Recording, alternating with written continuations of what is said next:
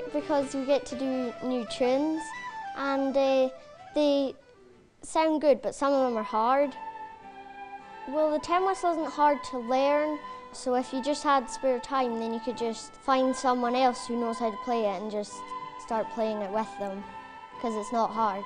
We get to learn different tunes, and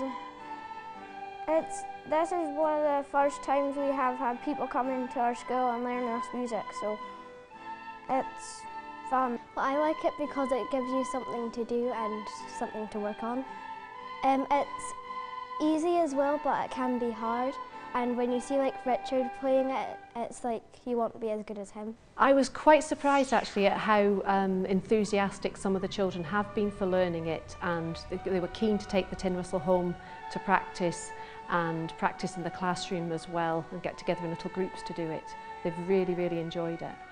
I think the children have become quite a lot more confident at performing in front of other people, not just in terms of music, but in terms of speaking, or sort of any sort of little drama activities and things like that. You know, they don't mind somebody else actually watching them and hearing them. I think it's done, you know, quite a lot for those that maybe are quite quiet in class. I think music being taught in school is very, very important. It's something that you can escape into, you know.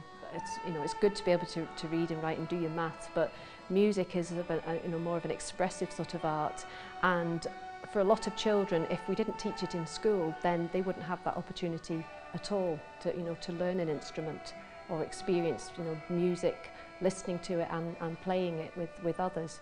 So I think it's something that is essential to have in schools.